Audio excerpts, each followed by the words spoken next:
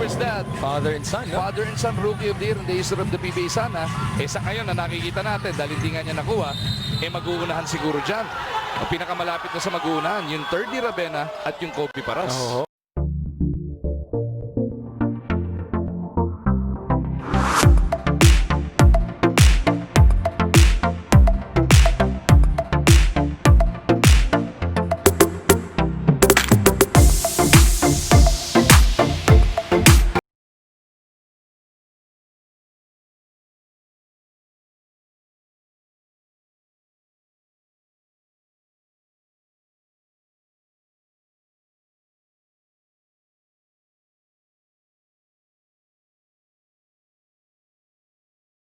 Of a beast that shakes the ocean and destroys those who walk its shores.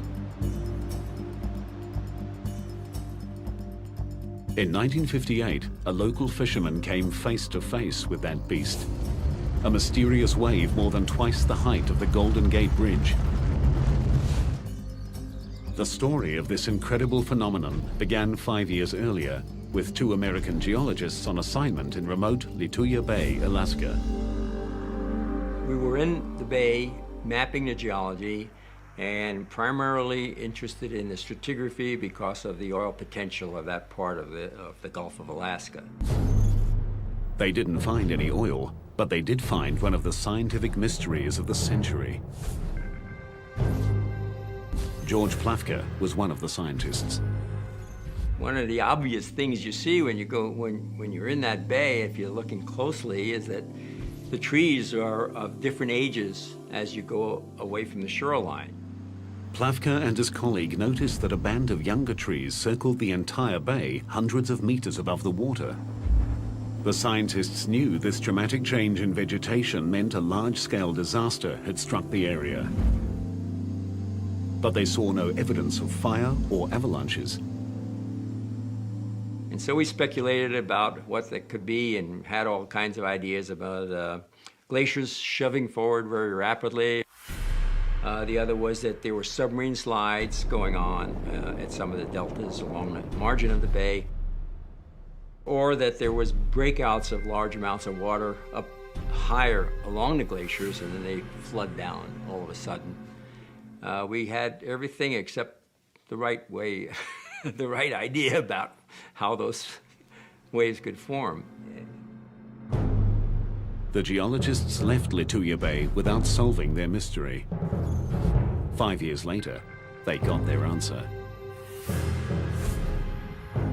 In 1958, Howard Ulrich takes his 8-year-old son, Howard Jr., on a fishing trip to Lituya Bay.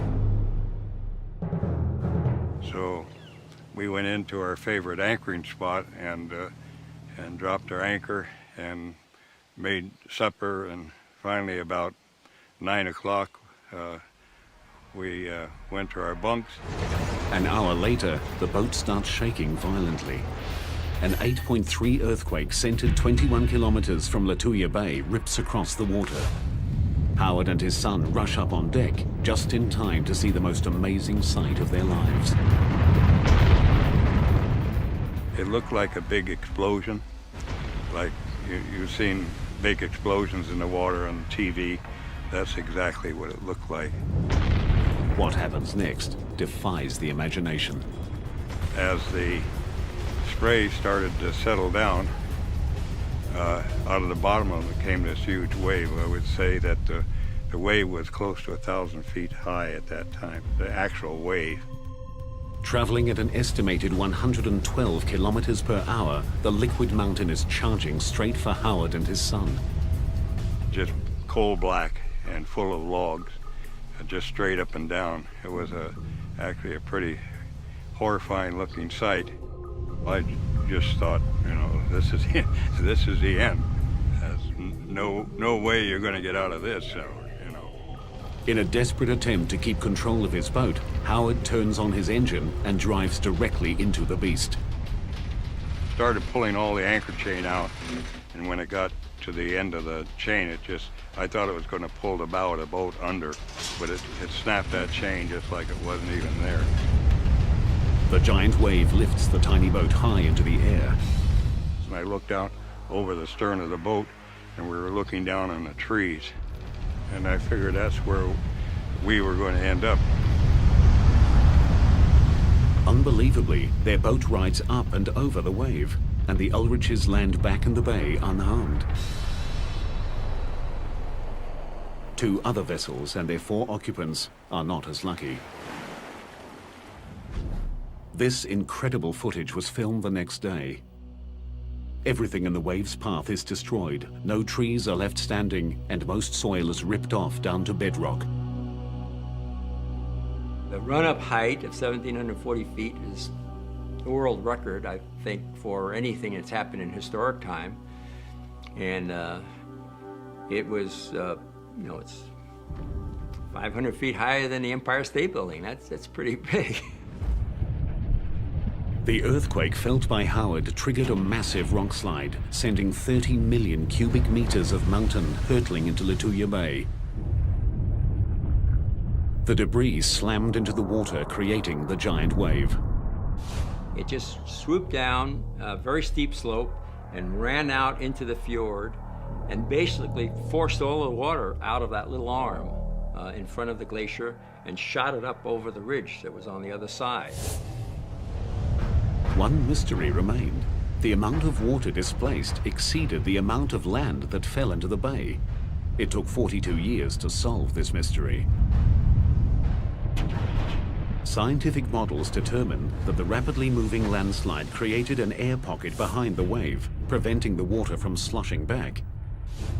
The force of the air pocket combined with the size and weight of the landslide shot the water out of the bay like a missile.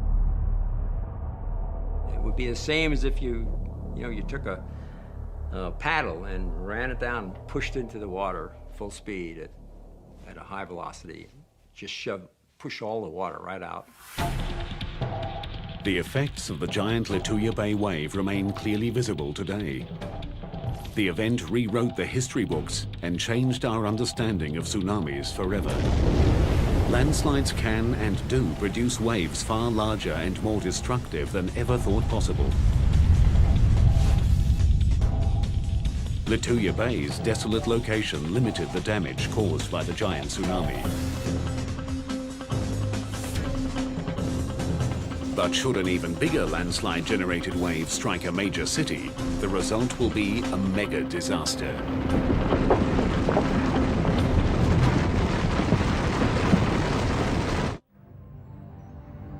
In 1958, a landslide-generated tsunami, taller than the Empire State Building, obliterated an Alaskan inlet. It was a devastating display of nature's power.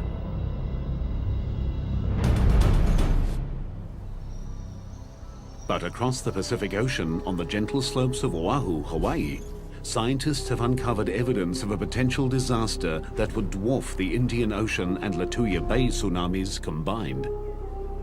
It's almost incomprehensible, the scale, the enormity of these things. It would be quite a view. Gerard Fryer is a geophysicist from the University of Hawaii. He uses advanced computer modeling and field data to forecast tsunamis. His research has uncovered a potential wave so big that even the best laid evacuation plans may not be enough. These things have been described as culture-ending events.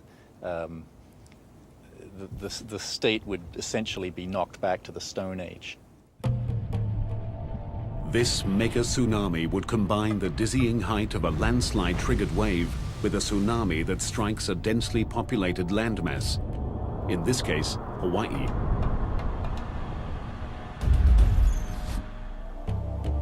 On the island of Oahu, locals and tourists alike flock to the sea, soaking in the perfect climate and idyllic lifestyle of one of the most iconic coastlines on the planet.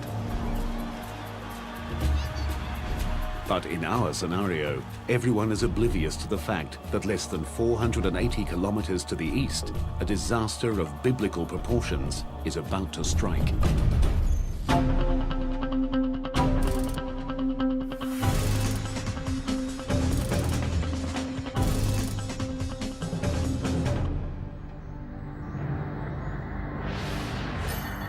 The mega disaster is triggered by the eruption of the world's largest volcano, Mauna Loa, on the Big Island of Hawaii. In the case of Mauna Loa, and that's the 800-pound gorilla here, that's the big volcano that we have to worry about.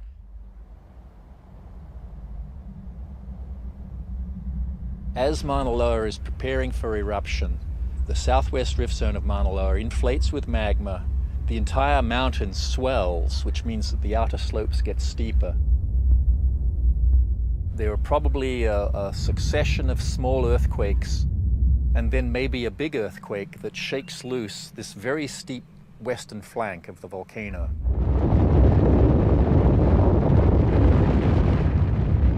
Almost 1,500 cubic kilometers of earth and rock plummet into the sea.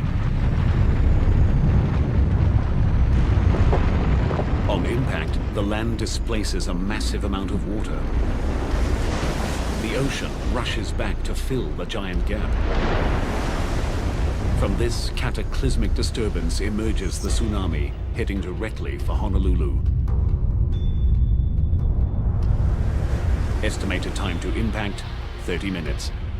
This is the direction that a big tsunami would come from the Big Island. The wave first becomes visible as it stands and breaks on a shallow bank, 40 kilometers southeast of Honolulu.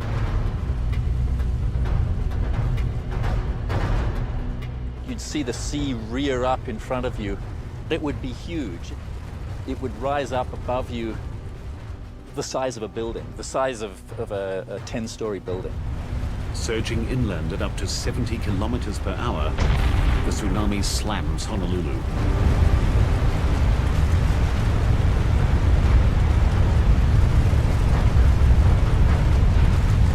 Because the tsunami's energy stretches down to the ocean floor, this wave is not clean water. It's filled with sand, coral, and rock.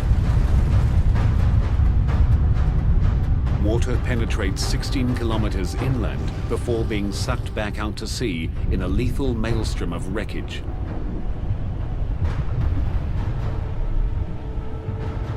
It annihilates nearly everyone and everything in its path.